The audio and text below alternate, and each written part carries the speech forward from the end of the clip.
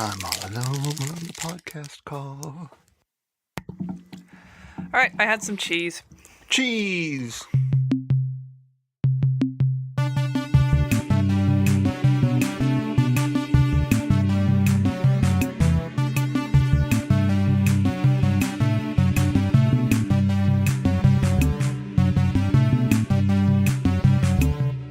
This episode, we're continuing our Origins trilogy by looking at Mike's very first episode as host, Season 5, Episode 13, The Brain That Wouldn't Die.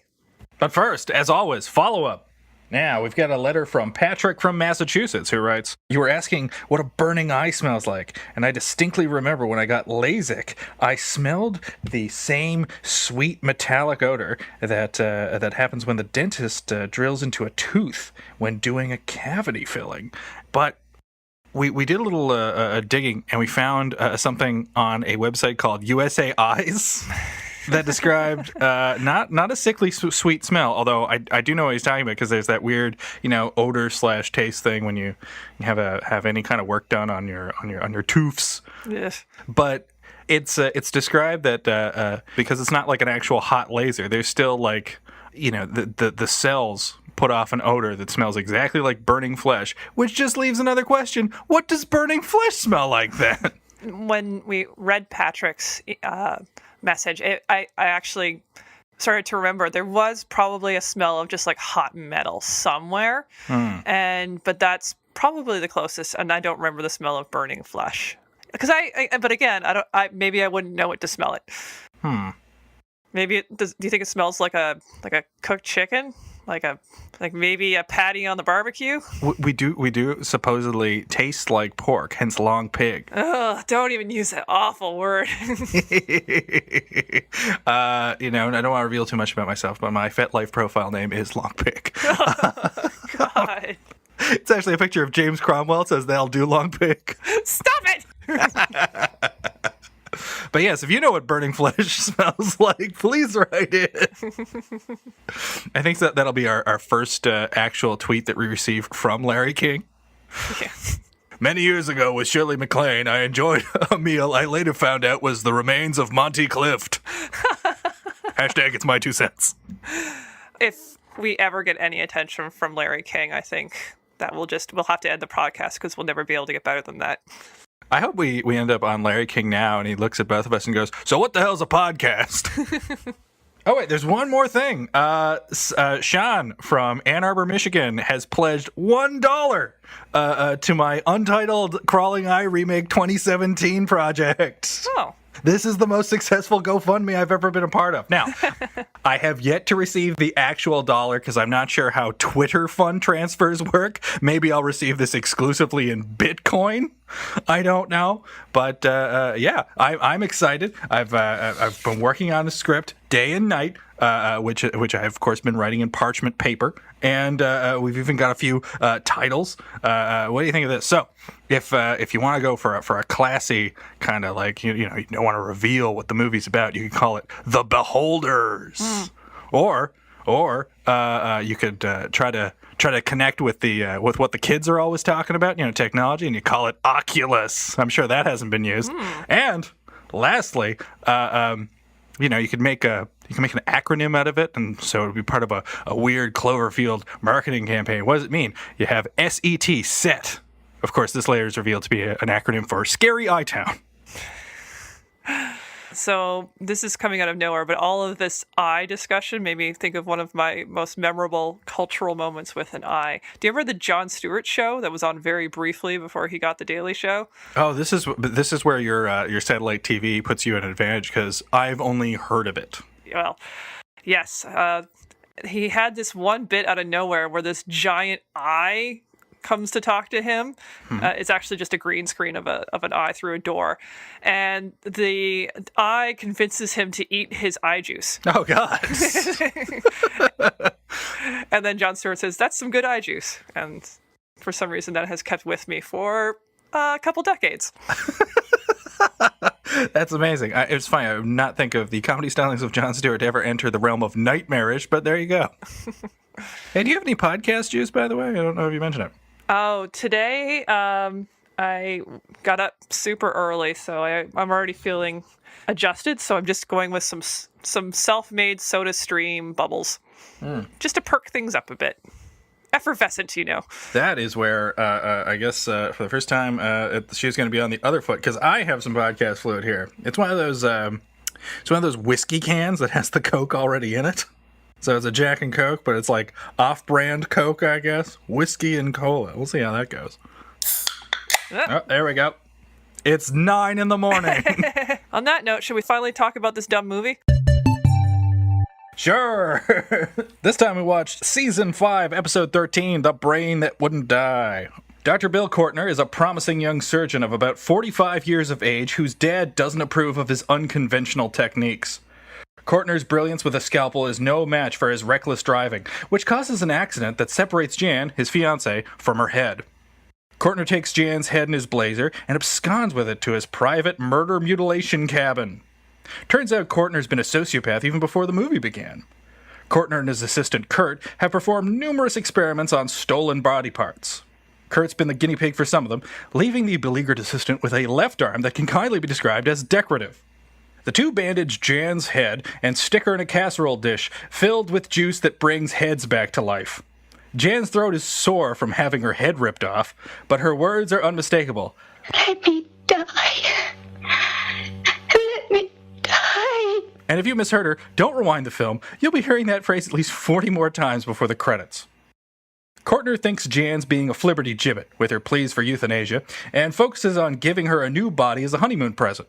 Not from the morgue, but from a nearby burlesque house.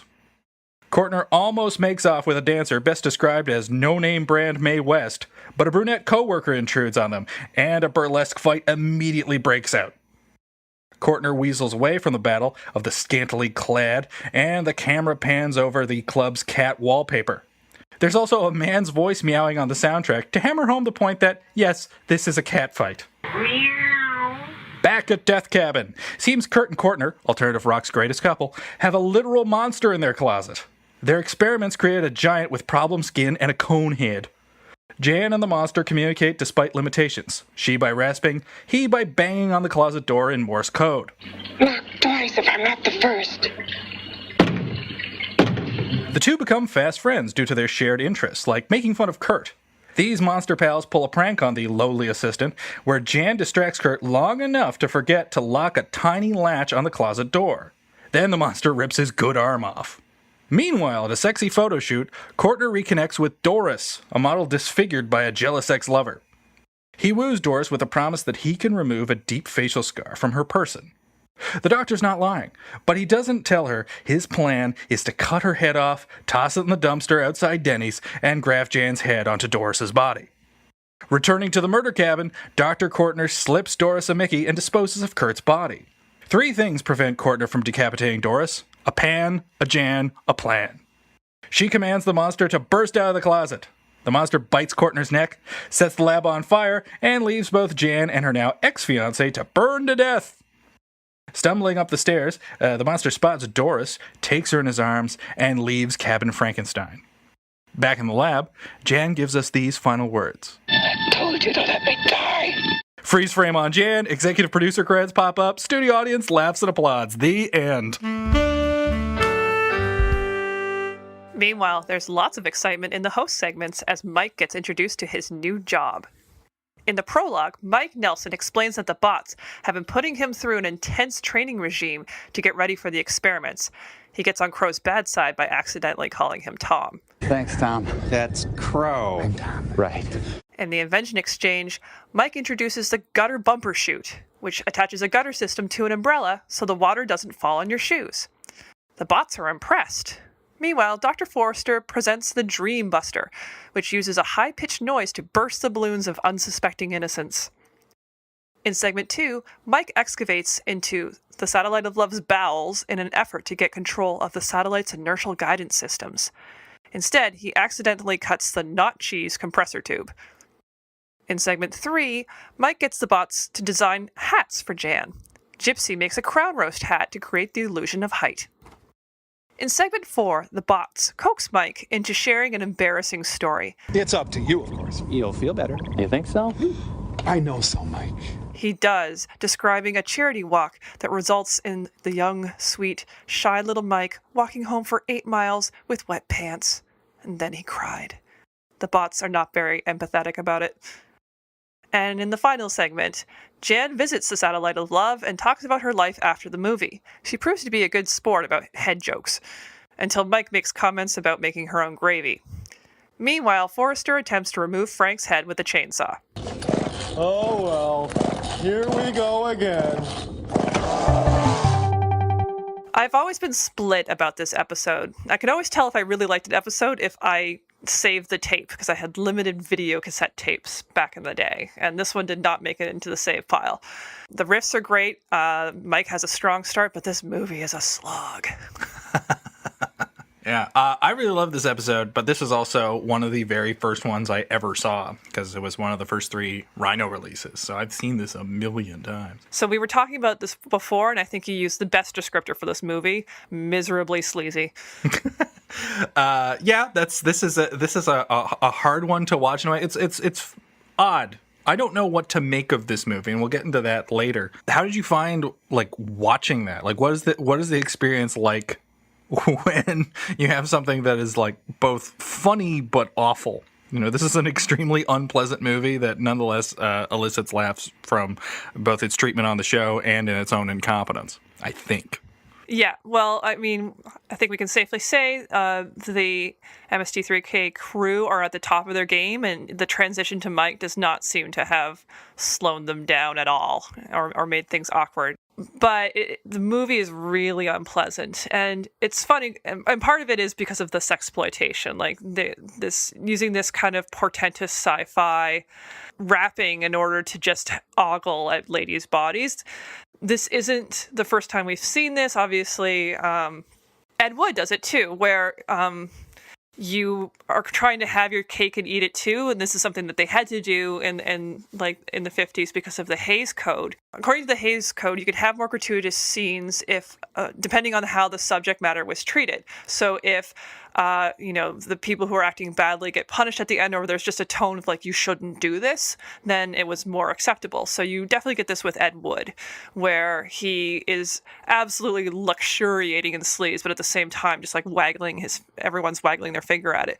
But with Ed Wood, there's still this sense of enjoyment, and it just doesn't have this here at all. Everything here just feels so shameful. Yeah, well, I mean, that I think is a big difference with Ed Wood, and I think one of the reasons why Ed Wood movies are still kind of celebrated. I mean, yes, they're ridiculous, and that's a big part of it too.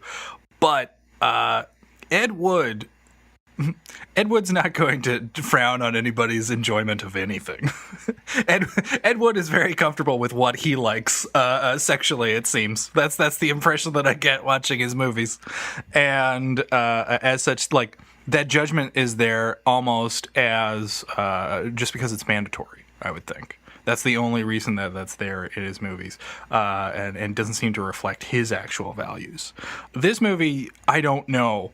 The scenes at the strip club / whatever, it seems to be the 50s equivalent of a Hooters, because it's a restaurant, but people come up to you in boas and stuff and start dancing for you.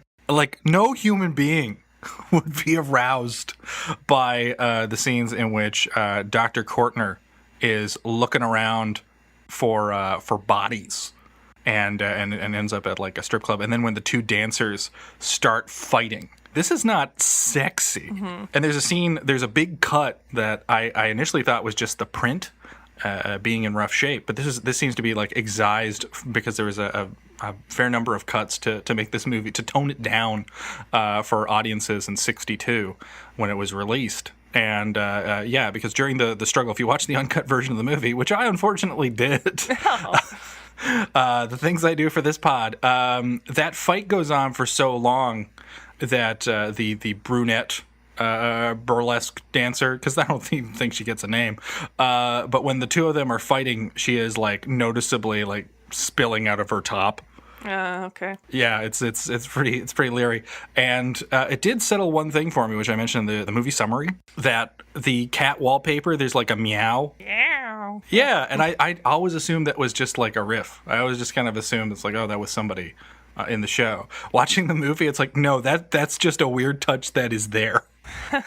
Oh, Jesus. Yeah, which makes the movie so much worse. Well, maybe I'm not surprised that the cat scene was prolonged, but another problem with this movie is just how thoroughly padded out everything is. Like when Dr. Courtner is speeding to his monster lair, like the actual speeding takes a very long time. Like, you don't need to do that. You just need to be like, he's speeding, then he gets into an accident. But everything in this movie has to be padded out just to make the movie long enough, and it just sucks away any kind of thrill that you could possibly get from the actions. But that ends up working to its advantage, in at least in terms of what I found most entertaining about this movie, and it's when Kurt gets his arm ripped off, and that scene where before he dies, between when he gets his arm ripped off and when he dies, is 2.5 minutes long, in which he stumbles around, he makes a big streak up the stairs, he goes out of the lab, he goes into the receiving room, I don't even know what that room is, tries to open the door, can't open the door, sits down for a minute, gets back up, goes back into the lab, walks down, looks at Jan, then sits down, and after a while he decides to die. It just takes so long. It's so belabored. Yeah, this is up there with the stretched out jokes that we were talking about in It Conquered the World in episode 7. Because this feels like a bit. Like, it feels like an intentional goof on the movie's part, although, and I don't know what to make of this movie tonally, honestly. Like, because there is a big tradition of, horror comedies and stuff, and essentially, the more kind of unpleasantness and outrageousness it throws at you, it is also just kind of turning the whole project into, like, this fun, silly, outrageous put-on. So that's, like, not an uncommon kind of subgenre of horror movies, and there's, like, several moments in this where it's like, is this played for laughs or not? And I honestly am not sure. Part of what is adding to that weird tonality shifting is, I think, the really overblown dialogue in this movie. Mm-hmm. It just takes itself so seriously in the dialogue, and the actor who plays Kurt especially, he intonates like he's a Shakespearean actor. It's like he's doing King Lear at the Globe, and he's saying the stupidest things. Like, she has a brain, but what about her heart? What about her soul? Which I guess is supposed to be a hint as to why Jan is okay seeing a guy get his arm ripped off from going to a relatively normal person to an evil head. But I think the scenes with Kurt are, at least when he's bickering with Jan, that's like my favorite part. That's my favorite part of this really silly, gross movie. My favorite scene is with Kurt and Jan in the pan, and it's where we first get a real sense of the monster in the closet, and he wanders in and he goes, "I've made food for your friend over there." And there's this, like, he is going so broad with it that there's a part of me that, like, either there was some intent on behalf of the filmmakers to make this kind of a black comedy, or the actor playing Kurt just didn't take it seriously and decided to inject a bit of fun in the proceedings. Because, yeah, he is the one thing that feels like almost kind of modern, like by being so outdated. Like, it wasn't that uncommon for, like, older movies. Like, if you watch, say, like the Universal Frankensteins, or even, Dracula or something like that, you're getting a lot of old-timey performances using the closest thing that Americans had to receive pronunciation, that mid-Atlantic accent that you get in a lot of, like, 1930s movies. Yeah, that very kind of mannered it rises and falls in a very noticeable way. Yeah, and I kept expecting him to start having a conversation with Nora Charles upstairs while he's getting drunk before having to deal with Jan in the pan. It's kind of amazing. Like, Kurt is, I have no other way to describe it. Kurt is such a little bitch. And I love that about him. He is mincing, he is campy, he is whiny. He's a very fun silly character in a silly but also gross and memorable movie. Like, I don't know how this movie manages to be both funny and surreal, but also really off-putting, because you feel gross having watched the movie. I think you're right. Like, Kirk makes it feel like it's maybe going into a more comedic direction. I was thinking if they needed to make this actually more of a horror movie, besides the fact that it's ridiculous that Jan can talk when she doesn't have lungs, how much scarier would it have been if she couldn't talk and yet she was somehow communicating with the monster in the closet, and that became more and more apparent as the movie went on. Ooh. Which was possible because apparently the actress who played Jan, you might notice this, her voice changes but before and after she has the accident, and it's because the actress who played her thought the movie was so bad that she didn't come back for the ADR work. Yeah, you have that. So the time I noticed it the most, and this would explain because this is like the most ADR part of the movie, I think, is during the car scene, like when they're about to go in the crash. Like, it didn't sound like her at all. To the point where it was kind of distracting. I'm surprised it didn't get mentioned in the theater, but yeah. And I'm not surprised. Maybe there was just a general sense of, this is junk. Let's try to make it fun, or at least try to get through it on behalf of some of the actors. Because yeah, she didn't return, and the actor who's playing Kurt is going like super broad. Yeah. Well, I mean, his scripting was so uneven that if I was an actor, I'd just be like, well, I'm just going to have fun with this then. Sometimes he's like kind of a colleague, like, and sometimes he's a minion, and sometimes he's cowardly, and sometimes he's arrogant. Like, it's just completely uneven throughout. So yeah, if I was an actor, I would just like wash my hands of it. Yeah, because he's more or less going as big as Colin Clive did in the original Frankenstein that James Whale made. But of course, more than 20 years had passed, and acting styles had kind of changed. But he is kind of in the same mode, and he and all the others get amazingly ripe dialogue. Like one of Jan the Pan's lines is it's like, horror has its ultimate and I am that.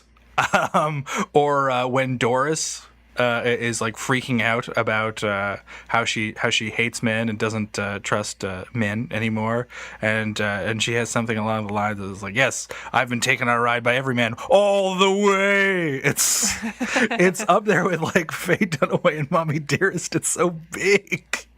That kind of makes the movie like weirdly appealing. Like I almost you described something in regards to a silent Jan, which actually would have been really creepy, especially if she's tried to talk, which is something that I don't think was ever done with severed head movies, of which there is an abundance. But I almost would expect this movie to fix it in a way. You'd go in like the other direction. You would have sort of Jan not just in control of like the monster in the closet, but like a whole set of failed experiments, and she would kind of become a bit of a mob boss or ringleader for monsters. Like I just have this image of just Jan having the closet monster, bring her a cigarette and light it for her.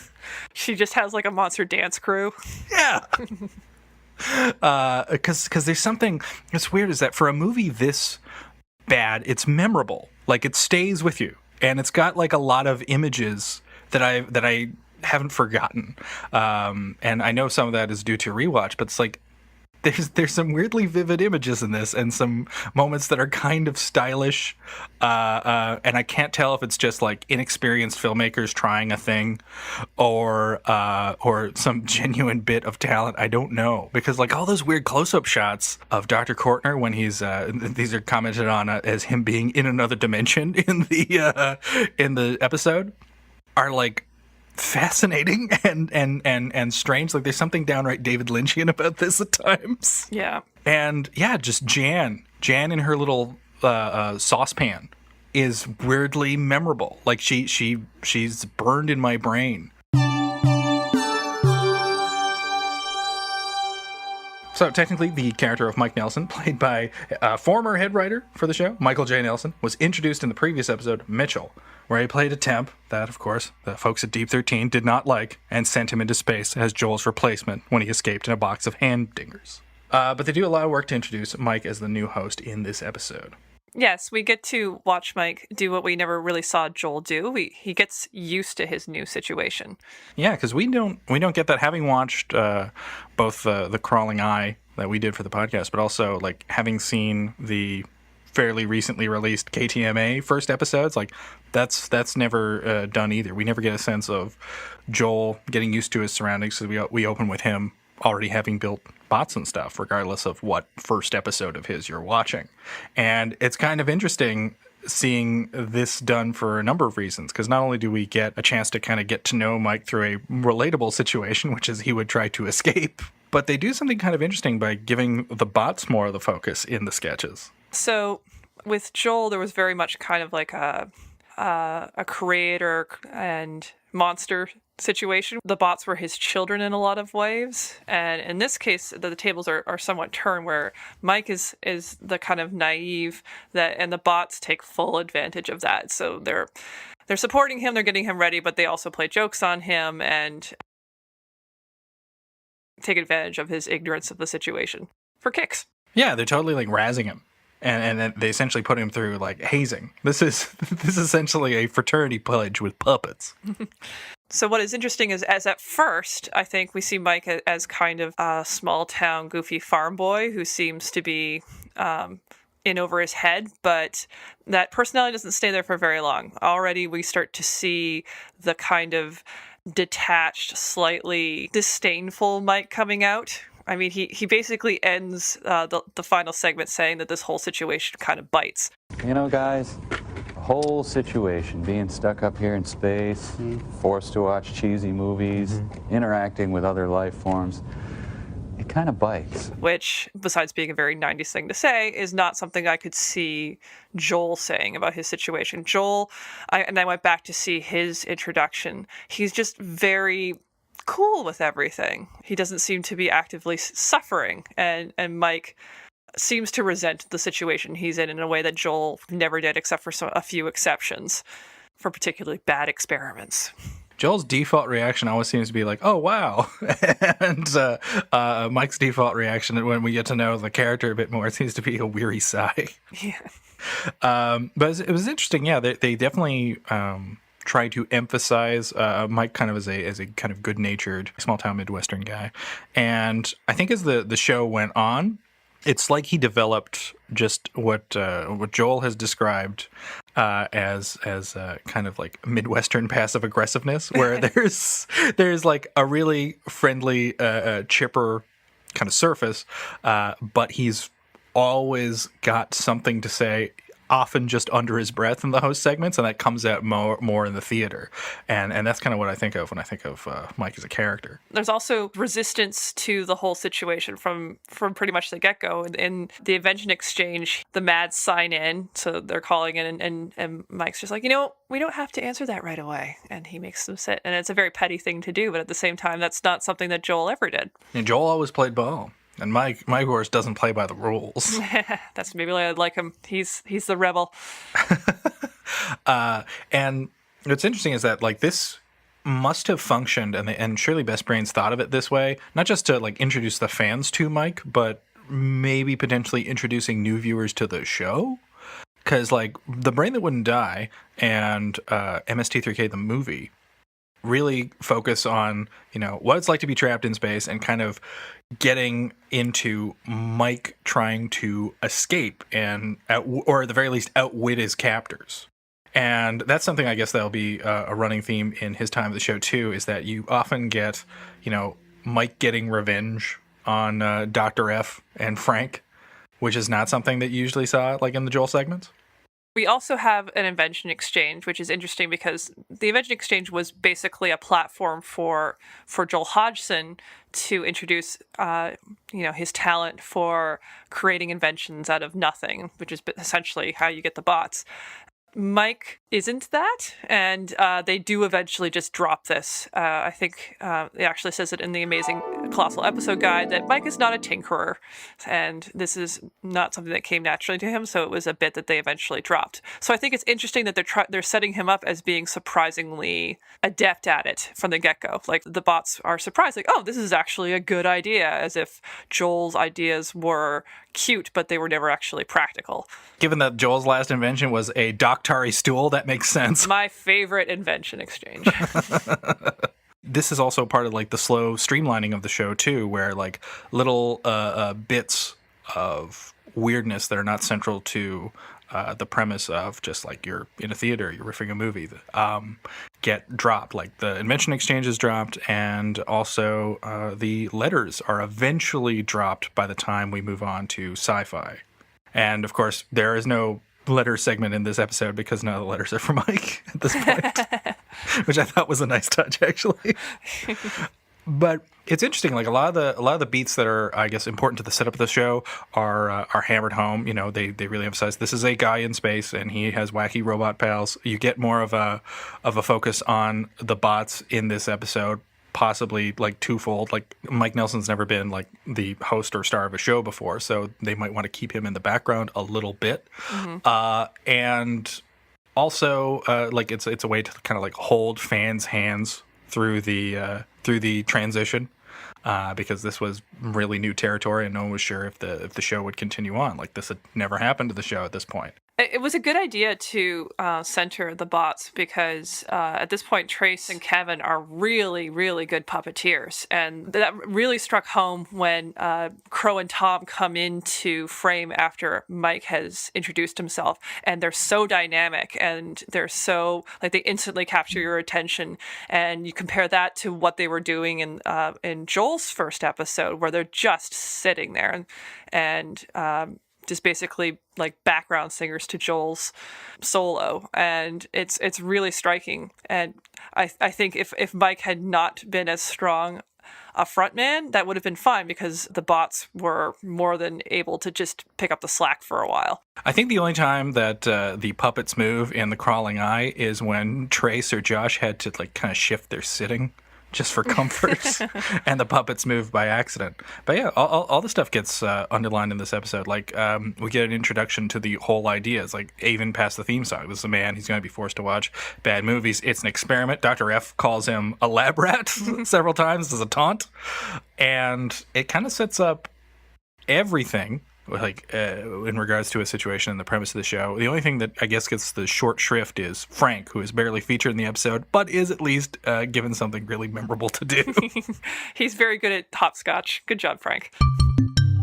So The Brain That Wouldn't Die is kind of a gory movie. And when I think about it, this is probably the earliest movie that we've seen with this kind of extensive gore. Certainly we see a lot more going forward. This is definitely one of the more gruesome and unpleasant Mystery Science movies, but we would get like a lot of those during Mike's tenure, I think. Like there's like Incredible Melting Man is not that far away.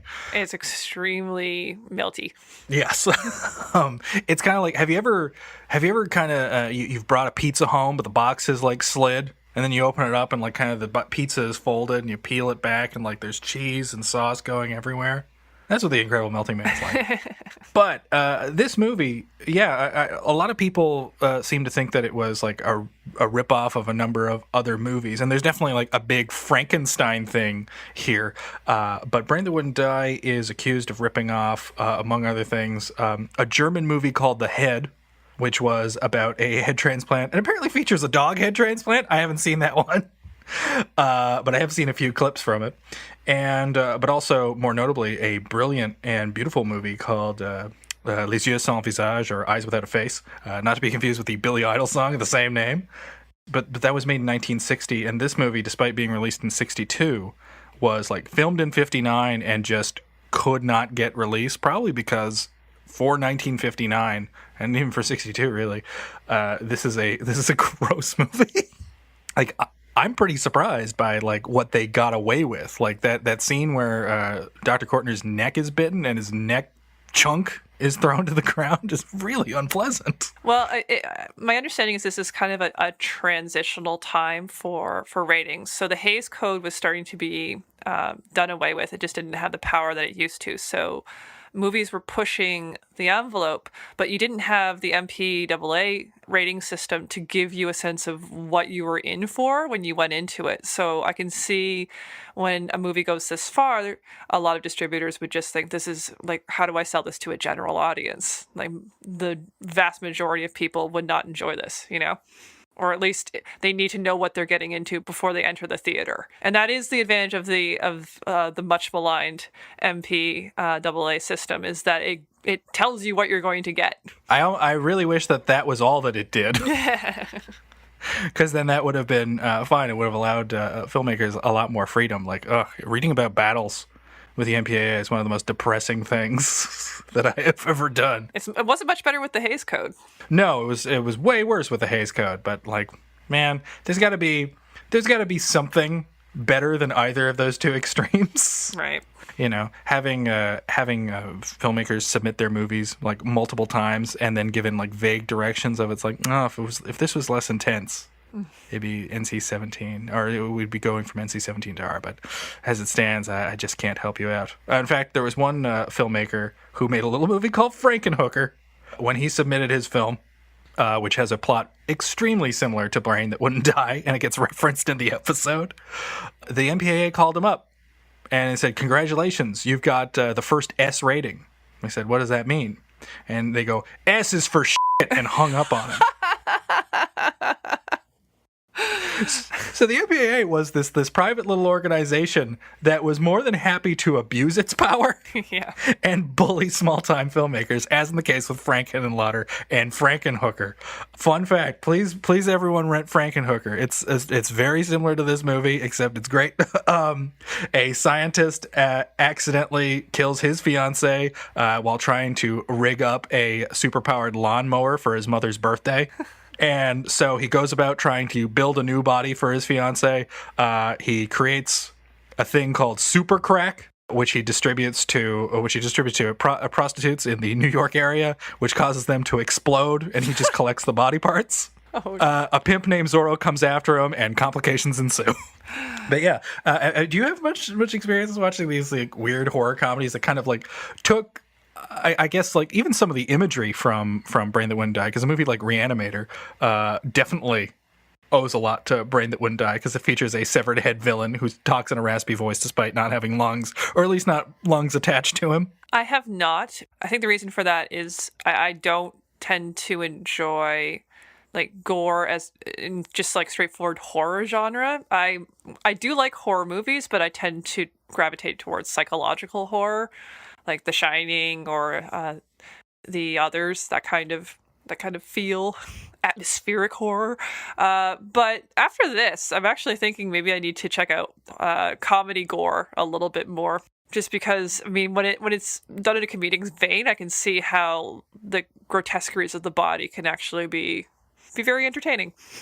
Yeah, because gore on its own can just be extremely depressing or just weirdly clinical to watch in a straightforward context. And I, like you, in a serious horror movie, I definitely tend to favor atmosphere and a slow pace. But in making horror comedies, you had like people like Sam Raimi and Peter Jackson kind of like take their first starts at filmmaking, and they made these frenetic, silly, weird movies.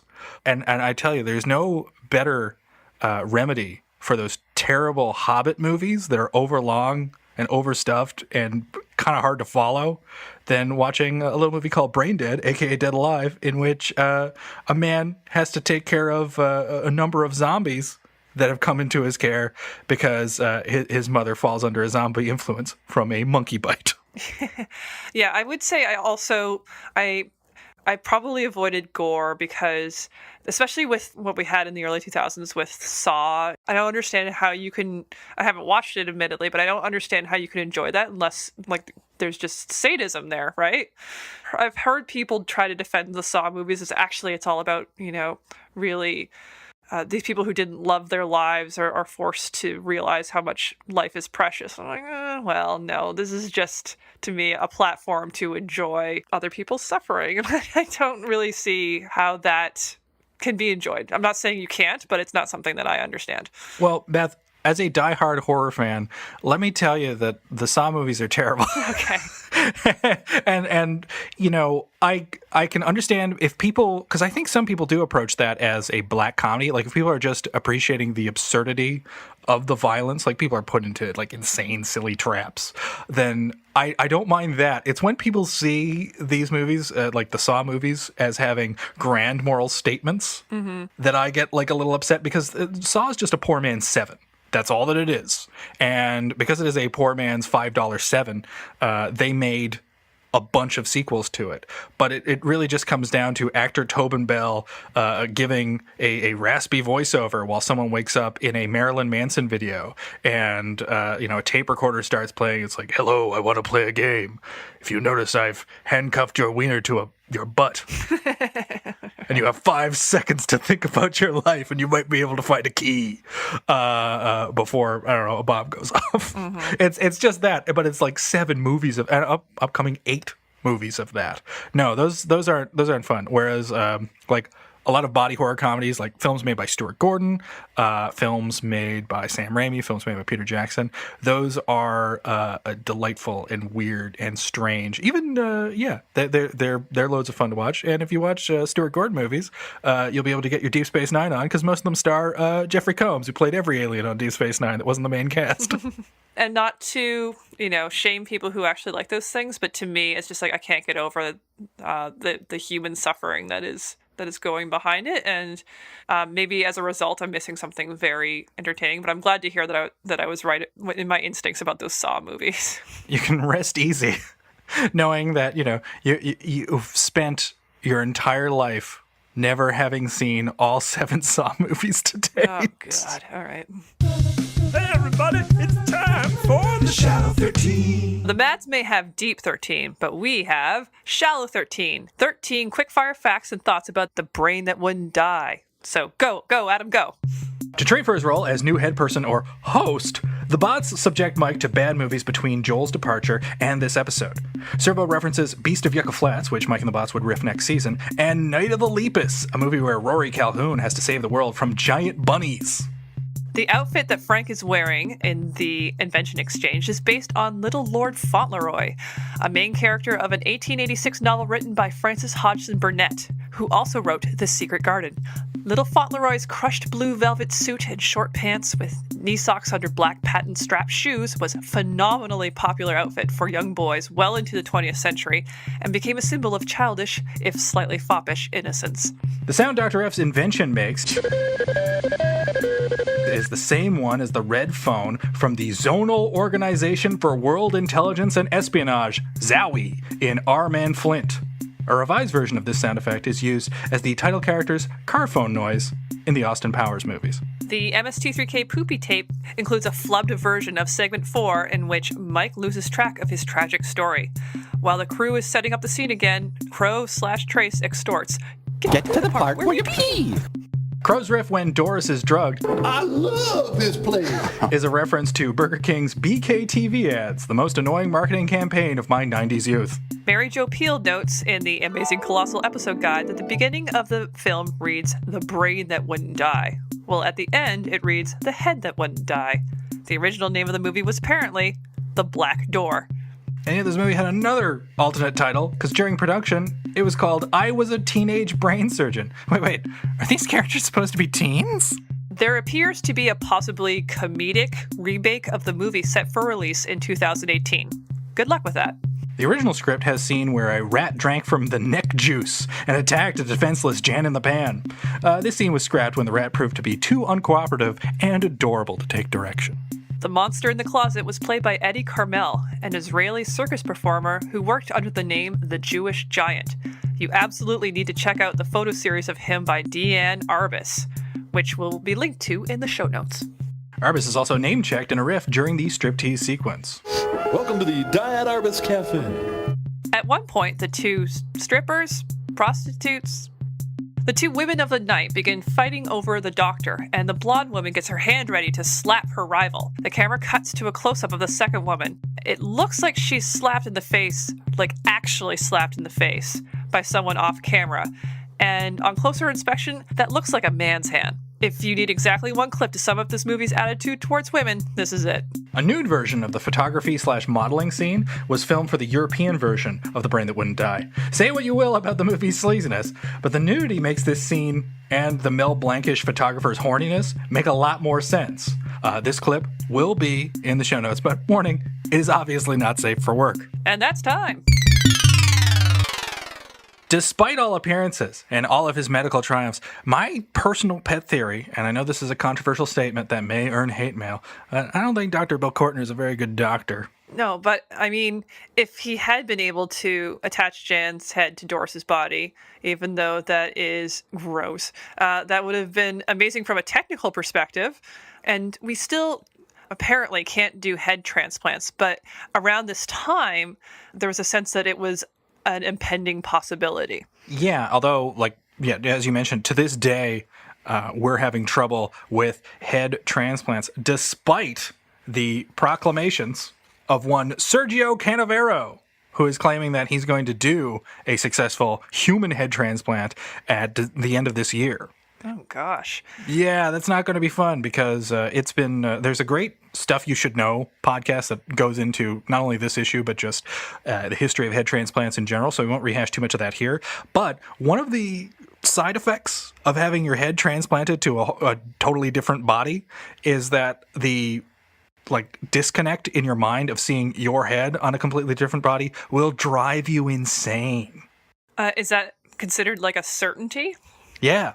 Well, I have to imagine your brain is so closely connected to what's going on in your body. And if you're suddenly, your brain is washed with different hormone levels and a different sense of where things are, and just everything is so different, then reality isn't there, it's completely shifted for you. I think that would absolutely just drive you crazy. But, looking up some of the weird history of surgeries, I managed to find a character by the name of John Romulus Brinkley. Have you ever heard of this guy? No. Yeah. A man named Romulus is bound to have a great history. So this guy was a con man. He got his diploma from a local diploma mill. He just paid to have it. Claimed to be a medical doctor, and he went around telling people that he specialized in German electric surgery, which just meant injecting people with colored water as a means of curing their ailments. And he was married. He was set up in his quote unquote practice, but he left town because there was hundreds of dollars of unpaid electrical bills. So he married again. He's a serial bigamist. And his next thing was he was doing goat gland and monkey gland transplants, but specifically goats. And he was specifically targeting prostate and male virility problems. So he was essentially just putting goat testicles in your person as a means of curing you. And this went on for a long time. He had a radio show called Medical Question Box, and essentially this was him giving home remedies. At least that's how the show was pitched. It was eventually canceled. He lost his license to broadcast a radio show because he was just giving out the same advice, which was, sounds like you could use a goat testicle transplant for everything. Later, he would run for office, and when a journalist dare question that such an obvious flim-flam man hold any office in this country, or in that country, sorry, he sent him a goat. Apparently he had a lot of them just in the back. I'm sure he had a lot of really sad testicle-free goats. Many a goat eunuch found on John Romulus Brinkley's backyard. If you're going to go charlatan, just go full charlatan. Yeah, I have to say, I have a real admiration for con men, but particularly in stories where they lose, because John Romulus Brinkley didn't win anything, and he died penniless. And I'm more okay with that, with, anyone else kind of being a con man and getting away with it. Oh, you mean being elected to the presidency? Yeah, imagine that. Well, when was this? When did he work? He died in 42. All right, so maybe he was working on the kind of transplant craze that was going on at the beginning of the 20th century. Because even though head transplants have still not yet been done in humans, there was skin grafting. The first thyroid transplant happened at around 1900. Kidneys between twins in the 1950s. So it seemed like it was maybe inevitable that head transplants were happening. And that's one of the interesting things about bad movies is how they tap into the zeitgeist. And as you pointed out, there was a lot of movies about transplanting heads around the 50s. I did some research to figure out where that was coming from, and possibly it was being pushed by some of the experimentation that had been going on in Soviet Russia at the time. So have you heard of Sergei S. Bryukhenko? No, I don't believe I have. Let me try that again. Sergei S. Bryukhenko? Bryukhenko? I have not heard of Michael Dudikoff, no. So Dr. B, he did work with blood transfusions and artificial life support in the kind of 30s and 40s. And I'm going to link a really good article about this in the show notes, actually, that goes over all of this stuff in quite excruciating detail. But, and this is a quote from it, his staff quickly became accustomed to the sight of disembodied heads and desiccated animal corpses. Ew. On the other hand, he was one of the first people to make a functioning heart and lung machine. Oh. We will also link this into the show notes. He is attached to the infamous dog head experiment, where they severed a dog's head and hooked him up to a heart and lung machine, and it's still allegedly, you can see, reacts to stimuli. The pupils dilate with light. It licks its nose when stuff is put on it. But of course, the shot's very tight, so it's hard to say if there's not some shenanigans going on. And then later on in the 50s, there was Vladimir Demikhov, slightly easier name to say. And he is famous for making a two-headed dog. So he had attached a puppy's head to a grown-up dog and became quite famous for it. And I think this is at this point where people in the scientific community were starting to think, maybe just because you can doesn't mean you should. Because there was a man named Robert E. Cornish who at the same time was doing similar experiments in Berkeley. He was asphyxiating dogs and bringing them back to life. But of course, they were severely brain damaged as a result. But instead of being celebrated like the Soviet scientists were, he was eventually forced out of his position at Berkeley because, of course, these dogs were basically zombie dogs. And here's another quote. Their shambling and struggling supposedly frightened the other dogs in the house. Oh, God. Yeah. And also, like in the 60s and 70s, you see the assertion of the animal rights movement. And this kind of stuff just became, not appropriate for scientists to do anymore. But I think before that really took hold, and you might know a little bit more about this, but they did in quotation marks, successfully transplant a monkey's head onto another body. Yeah, although, and this goes back to the Stuff You Should Know episode where there is and there'll be a link in the show notes about that, where, they did have a quote-unquote successful transplant, but, they never properly, fused the spine together, and the head was never fully attached, so they would try to feed the monkey, but unfortunately, all the food would spill out of its neck hole. Pretty gross. Yeah, my sense is, this is the issue, is, when you sever a nerve, you can't reattach it, so the body was just dead from the neck down. So, man, we get really gross in this podcast. Well, that's enough gooey stuff for now. Chris, do we have any listener mail? Yeah, we've got a random off-topic question from longtime listener and fan of the show, Paul from Labrador, who asks, why am I like this? Metachlorians. Yeah, Paul, who of course is our youngest listener at the tender age of 8 years old, and I want to address this directly to him. Paul, there's a lot of reasons why you are the way that you are. I mean, some of it's parenting, admittedly. Some of it is poor life choices that you've already made at your age. But let's face it, the real answer is genetics. You're a bad seed, Paul, and nothing good will grow from you. If you've been affected by the issues on this show, if your body has been donated to science, or if you'd like to ask Beth and Adam a random off-topic question of your own, get in touch with us. Email us at info@itsjustashow.com, visit our website at itsjustashow.com, or we're on Twitter at itisjustashow. We'd love to hear from you. And if you want to follow up on anything that was mentioned on this episode of It's Just a Show, you'll find links in our show notes at itsjustashow.com/episode/9. So this was the second of our Origins trilogy. We've talked about Joel, we've talked about Mike, so cut out my heart and let's try putting it in Jonah and see if it's rejected as we look at Season 11, Episode 1, Reptilicus. Say, Beth, do you remember this episode? Since it's one of the two I've watched so far from the new season, yeah, I remember it. And it came out, I think a week after we started this? I hope you like pastel Danish movies, because there's a lot of that coming up. Yeah, I'm glad that this movie really started the pastel Danish subgenre. But yeah, brand new era of MST3K coming soon. On this show, anyway. It's already came to you on TV. Okay, on that note, thanks for listening. Tell your friends about the show, and we'll see you next time. See you later. Bye-bye. Take it away, Theme Squad. You're listening to K-porn, Holmes and Reams in the morning. Sleazy, slutty music all morning long. Here's one from Skinny and the Sweat Babies.